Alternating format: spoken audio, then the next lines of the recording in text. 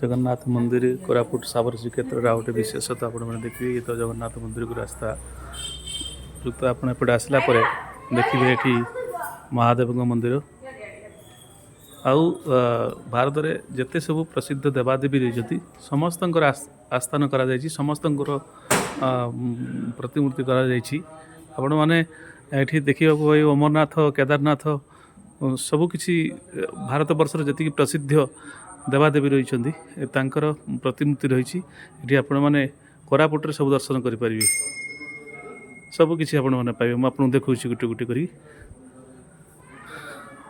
प्रथम देखा आपड़ देखु अमरनाथ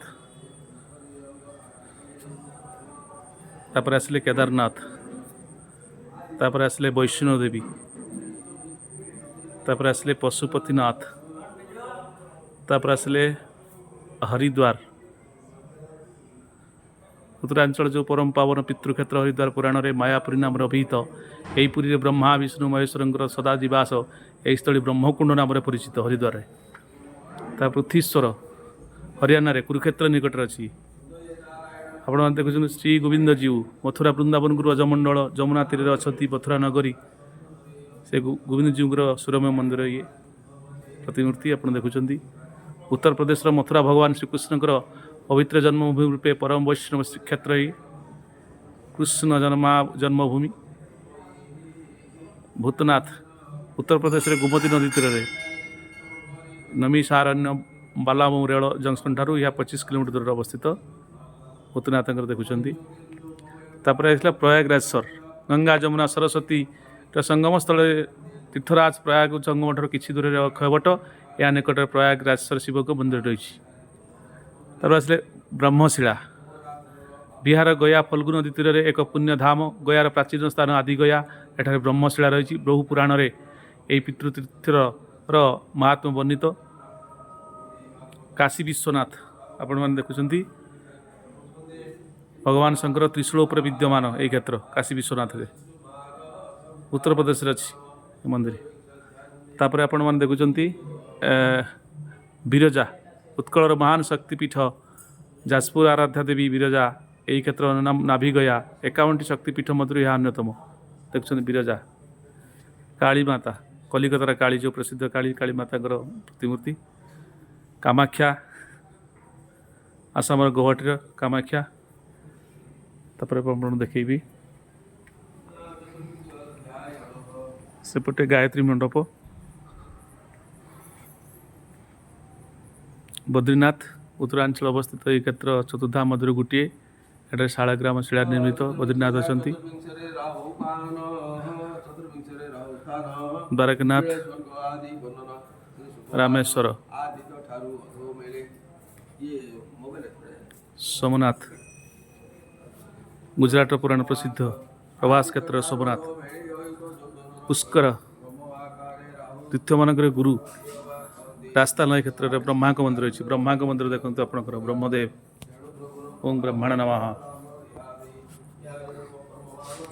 एपटे आप देखो श्रीनाथ रास्ता नाथ द्वारा ठारे श्रीनाथ तापरे महाकालेश्वर मध्य प्रदेश शिप्रा नदी कूल महाकालेश्वर अवस्थित उज्जैन नगरी नाम अवंतिका एटे महाकालेश्वर लिंग द्वादश ज्योतिर्लिंग मध्य अन्यतम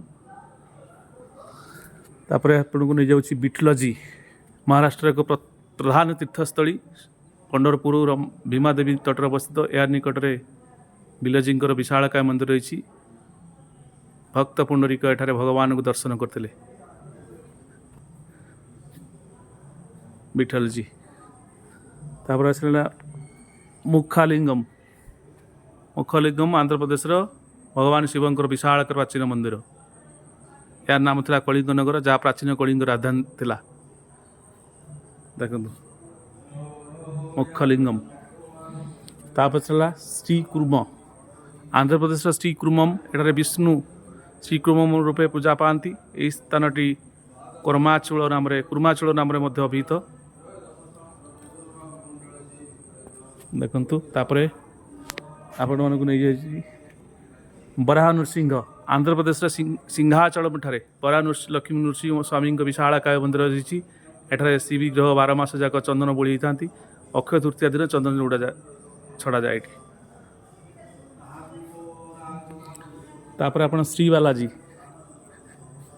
ଆନ୍ଧ୍ରପ୍ରଦେଶର ତିରୁପତିଠାରେ ସ୍ଥାପିତ 7ଟି ପର୍ବତର ମନୋରମ ସମାବେଶ ତନ୍ମଧ୍ୟରୁ ତୈମୁରଲଙ୍ଗ ତରୁମଲ୍ୟ ବା ଭେଙ୍କଟାଚଳରେ ଶଙ୍ଖ ଚକ୍ର ଗଦା ପଦ୍ମଧାରୀ ବାଲାଜୀ ବିଜୟ କରିଛନ୍ତି।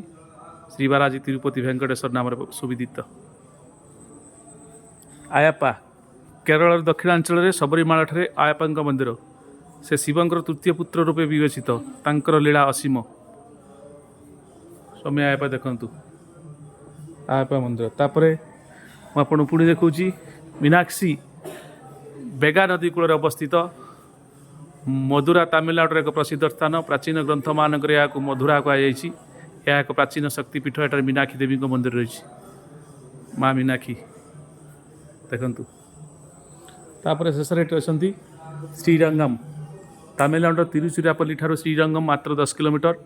ଏଠି ଆପଣ ଦେଖିବେ କାବେରୀ ନଦୀର ଉଭୟ ପାର୍ଶ୍ୱରେ ଉକ୍ତ ଦୁଇଟି ସହର କାବେରୀ ଦୁଇ ଧାରା ମଧ୍ୟରେ ଶ୍ରୀରଙ୍ଗମ୍ ଦ୍ୱୀପ। ଏଠାରେ ଶ୍ରୀରଙ୍ଗମ୍ଙ୍କ ମନ୍ଦିରରେ ଶେଷନାଗ ଉପରେ ଶୟନ କରିଥିବା ଶ୍ରୀରଙ୍ଗଙ୍କ ଦକ୍ଷିଣାଭିମୁଖୀ ବିଗ୍ରହ ଅତି ରମଣୀୟ। ଦେଖନ୍ତୁ ଏ ହେଲା ଆମର କୋରାପୁଟରେ ଶାବର ଶ୍ରୀକ୍ଷେତ୍ରଙ୍କର ଯେଉଁ ପାର୍ଶ୍ୱ ଦେବାଦେବୀ ସେ ରହିଛନ୍ତି। ଆପଣମାନେ ତ ପ୍ରଥମରୁ ଦେଖିଥିଲେ ପ୍ରଥମ ଭିଡ଼ିଓରେ।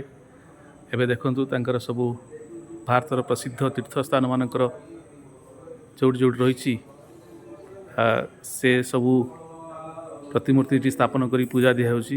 ଧୂପ ଦୀପ ନୈବେଦ୍ୟ ଅର୍ପଣ କରାଯାଉଛି। ଜୟ ଜଗନ୍ନାଥ ଜୟ ଜଗନ୍ନାଥ ଜୟ